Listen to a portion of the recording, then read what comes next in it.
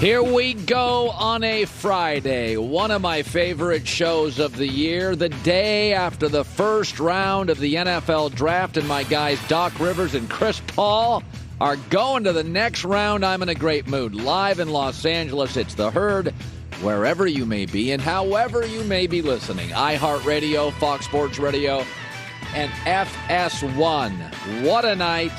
Sitting there, pepperoni pizza, total clarity, Diet Cokes and coffee, ready to roll. Joy Taylor, how are you? I'm great. It was a fun night. It was an interesting draft. I thought there were some really good choices. And, of course, my Steelers have a new quarterback. Could be a starting quarterback. Could be.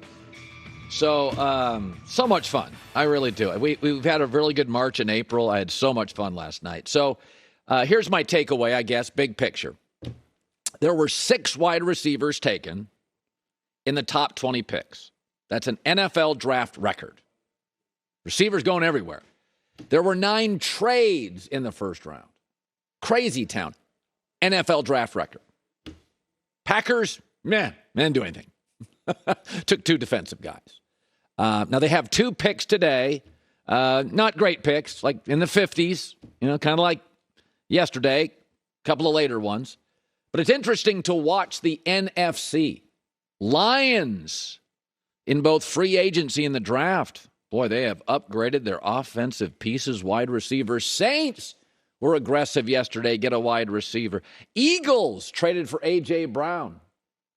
Arizona, holy moly, have you seen their receiver room now? Oh, my God. They went and got Hollywood Brown.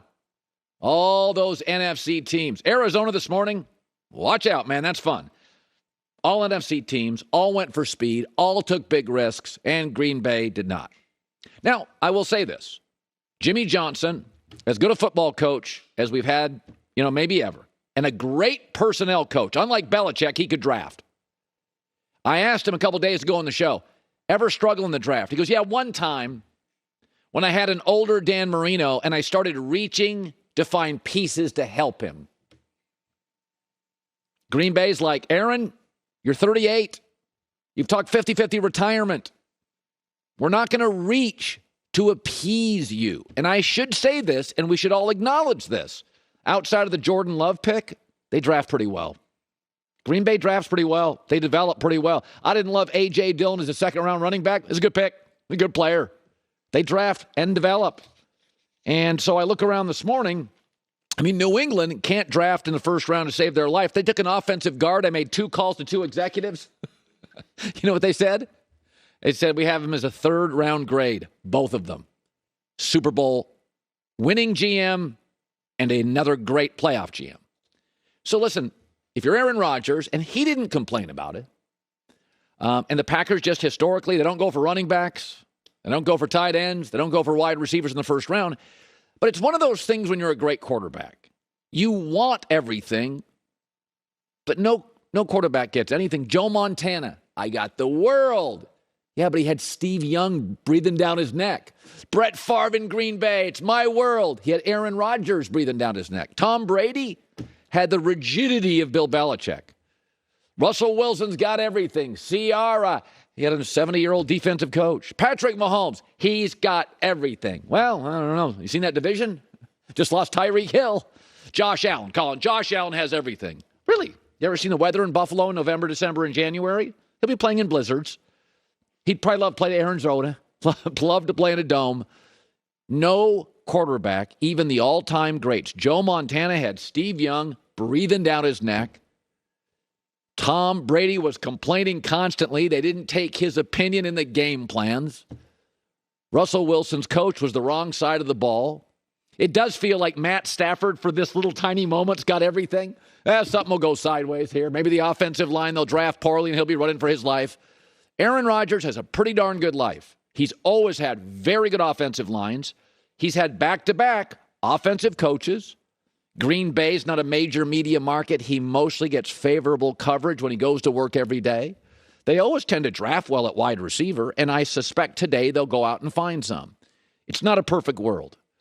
Quarterbacks in America are the most powerful people in the world in sports outside of an occasional international soccer star and an NBA star.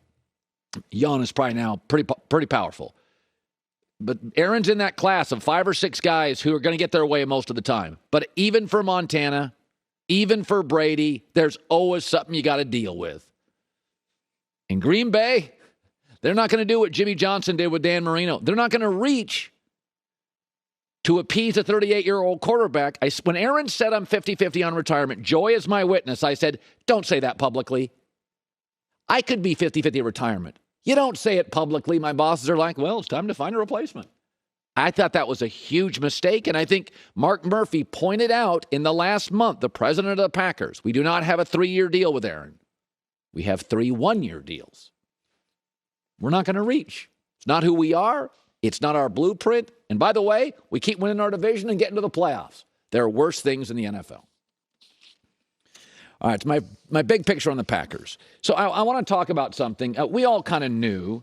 I thought I had so much fun watching the draft. Isn't it funny that we didn't have much of a build-up for the draft? But the draft itself with all the trades was so much fun to watch. So a lot of time you have 4 or 5 star quarterbacks and nobody makes any trades. This thing is you didn't have a lot of star players. So Kenny Pickett went to the Pittsburgh Steelers, and that was great. That was a really touching moment. Drops. And, Joe Burrow is the exception. The ability to go to a bad franchise and carry it. We all get that's the exception. For Kenny Pickett, this is perfect. Stability, a football coach, Mike Tomlin, that's never had a losing record, good receivers, found their back, have a tight end, great defense. This is perfect. And Kenny Pickett's not viewed as Joe Burrow. He is viewed more like Mac Jones. Come in, surround him with stability. He can manage. He is much more trailer than tractor. He's not going to pull you somewhere. He's got to be kind of pulled. He's 24, so he can play now. He's a 4-year starter, so he can play right now. Mitch Trubisky, we thought he was a bridge quarterback, may very well be a backup quarterback. That's what it feels like to me. They got Kenny Pickett to start. And I will say this, of the 5 or 6 other quarterbacks that will be taken over the next day or weekend, I highly doubt any of them get this situation. A coach that's never had a losing record? I mean, what's the Steelers' weakness? Yeah, their offensive line could be better. They addressed it last year. They'll address it this weekend. The other thing is when I watch the draft is when you don't have a lot of superstars in the draft, and I don't think it has one. What really becomes important, Chase Young was going to work anywhere. Right. We kind of knew that. It's Patrick Mahomes. Eventually, we found out, well, that would work anywhere. Kansas City helps. Joe Burrow, was going to work anywhere. Andrew Luck was going to work anywhere. But if you don't have that in this draft, what really becomes important is fit. And there were 4 or 5 players I thought really, very fortunately, found the perfect spot. Aiden Hutchinson, Michigan. Doesn't go number 1, not the pressure of the number 1. He goes number 2 to his local team. By the way, number 2 picks. Von Miller's a 2, one of the Bosa's a 2. 2's a good spot. Not a lot of pressure. Now he goes to Detroit. It's not a dominating culture. He's not the number 1 pick. He's a local kid. They're going to be rooting for him, fan favorite. And I kind of like their momentum. The other kid is Jordan Davis, the kid from Georgia that goes to Philadelphia. I thought that was a great landing spot. First of all, he gets to play next to Fletcher Cox, who is just a great guy and a great player. Philadelphia also has a history of drafting defensive linemen doing very, very well at that position. They may miss on receivers. They are good on defensive linemen. So, again, not a lot of pressure, not a top 10 pick. He comes in, plays next to kind of a all-time, interior line guy. He's going to learn from him. They're not going to demand day one that he's dominant. Great place to land. I thought Baltimore had 2 kids. Kyle Hamilton, the safety, Tyler Linderbaum, the center. Both come in. Again, I thought they were great value picks. They'll both be starters. It's a position of need. You have a great owner, organizational stability. They won't have to star. They'll be given a year to kind of figure things out, bail a little water. They may get overwhelmed initially. It's perfect. And then there's Kenny Pickett. They've got the receivers in Pittsburgh. They got a great young tight end, an excellent young running back, a front 7. He doesn't have to carry the franchise. He doesn't have to be in shootouts. Pittsburgh's defense is elite, and Tomlin's an elite defensive coach. What they need is somebody to come in who's got a better arm than the guys they have right now, can move a little bit, who's got a lot of college starts and will be comfortable day one. It's exactly what Kenny Pickett is. When you have a draft that doesn't have a lot of star power, landing spot becomes crucial to success. And I thought between Aiden Hutchinson, Jordan Davis, Kyle Hamilton, Kenny Pickett, and Tyler Linderbaum, great fits. I would be shocked if those guys didn't do really, really well. And who knows? Maybe some of them do become stars. A lot of people think Jordan Davis. I have two executives who I trust, both thought Philadelphia got a home run. They're like, that may be the best mid-round pick of the draft. So congratulations to a very emotional Kenny Pickett. And if I have to hear about his hands anymore, can we get past the hands thing, folks? I'm just overhearing about Kenny Pickett's hands. On Mother's Day, you often struggle for the moms. What's the perfect gift to get her? How about a bouquet of roses right now? 1-800-Flowers. Mother's Day is coming up. $20 off right now, assorted tulips bouquet. $20 off. 1-800-Flowers. It's a bright mix of orange, yellow, and pink tulips, guaranteed to show moms how much they're loved and thought about. Beautiful. All tulips from 1-800-Flowers, picked at their peak, cared for every step, shipped fresh overnight to ensure quality. $20 off a bouquet of assorted tulips. Great offer now.